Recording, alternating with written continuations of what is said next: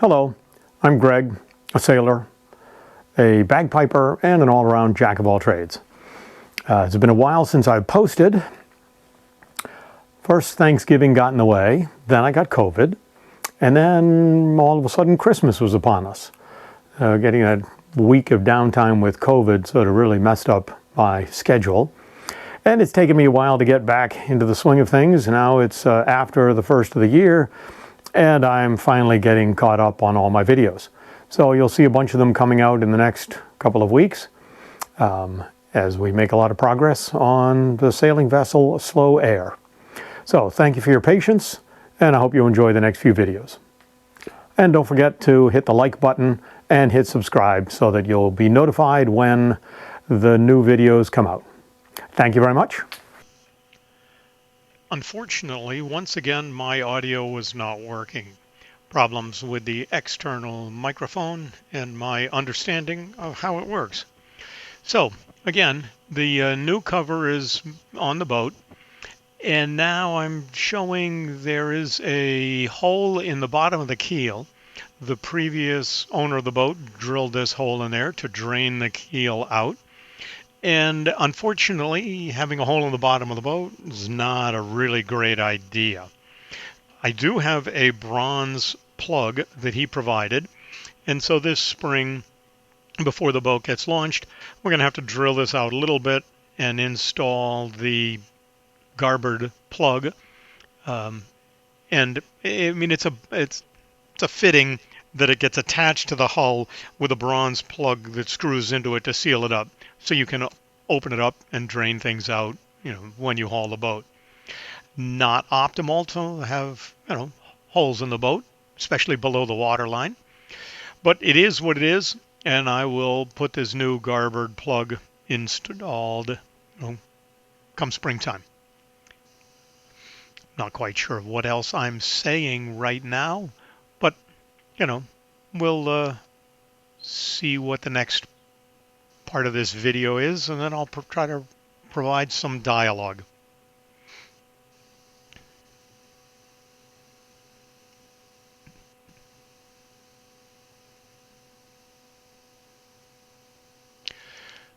As you can see, the framework that I made extends beyond the tow rails so that the cover, it covers the boat, but one, allows airflow under the boat, and two, provides me the opportunity to work on the tow rails without having to remove the cover. So, it seems to be working fairly well. You'll see more of this as we move forward. So we moved back down below, and I have removed the starboard handrail inside the boat, and also the starboard handrail or grab rail on the deck. So the next thing we need to do is remove the port handrail, and you can see it's all bunged over. So we've got to remove the bungs and then take the fastenings out. Again, what I found was the easiest way to do that was to drill out the bung, or with a drill bit slightly smaller than the bung, and then use a chisel or sharp instrument to pry out the remaining bung. And then once that's gone, you can take a screwdriver and remove the screw. So here I have decided to use a smaller drill bit as a pilot hole, and you can see I'm drilling the pilot hole in the center of each bung, and then I'll move up to a larger drill bit and then ultimately take my chisel to remove the bung completely.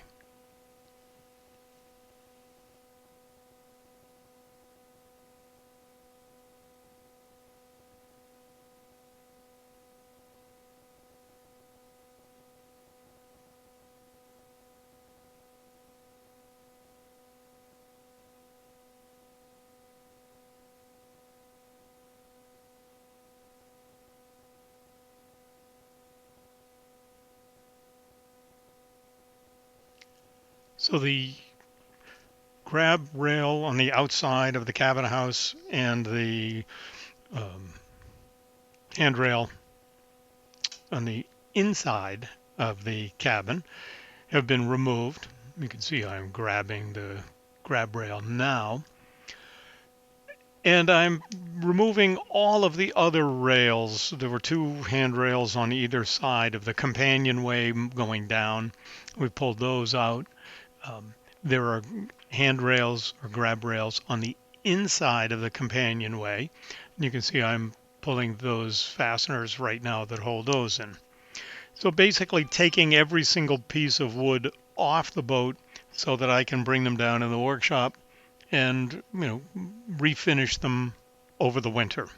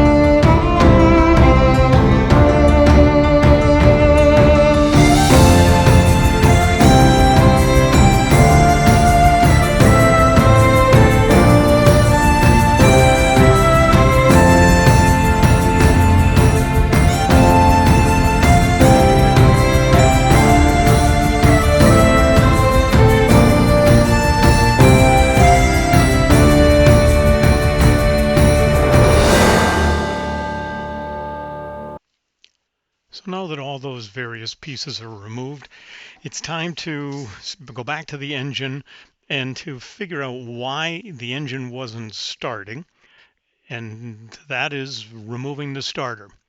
So you can see me working away, removing all the bolts to hold the starter in, removing all the wire, and then we couldn't get the starter out. So get a bigger hammer.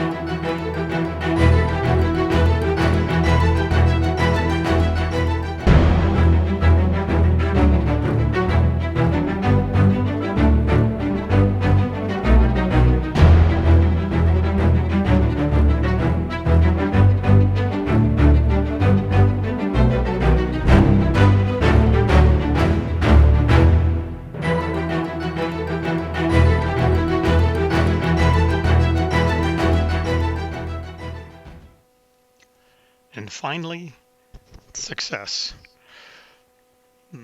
Getting the starter out and then bench testing it using a portable power pack to apply power to it to see if it was spinning. Discovered that it would turn, but the Bendix, which was the, when it spins, a gear pops out, engages the flywheel, and turns the flywheel. And that was stuck and not working properly. So it made sense to get a new starter, which we had to order and came in. Next video will show us replacing the starter motor and winterizing the engine.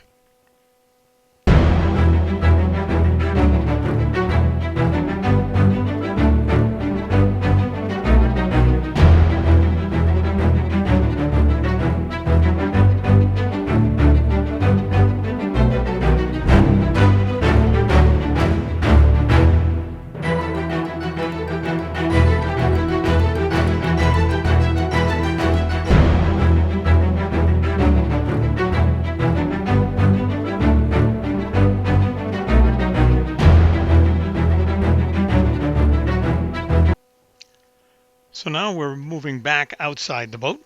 Beautiful sunny day. You can see I've peeled the cover back a little bit just to make it easier to work on the tow rail.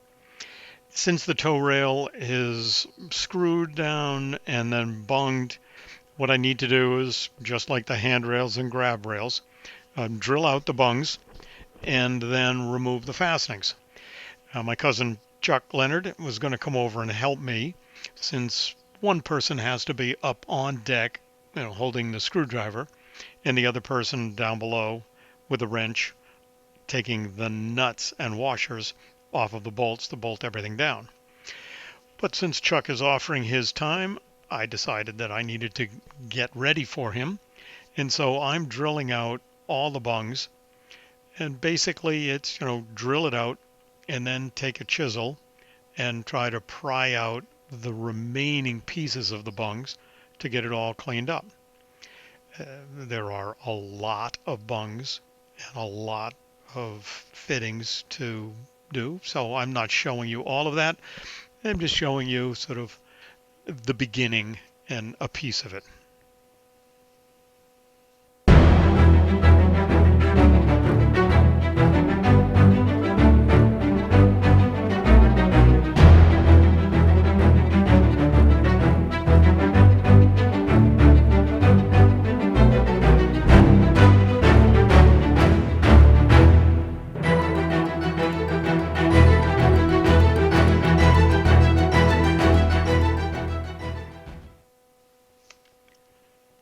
So once all the bungs have been removed, we can then start removing the tow rail itself.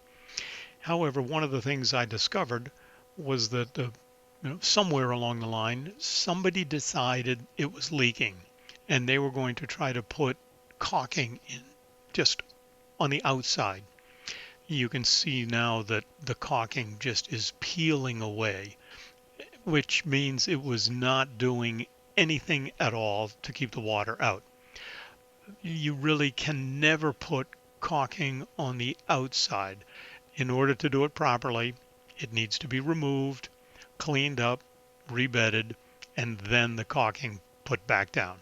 Otherwise, the water just gets behind that external caulking and leaks right into whatever you are trying to seal up.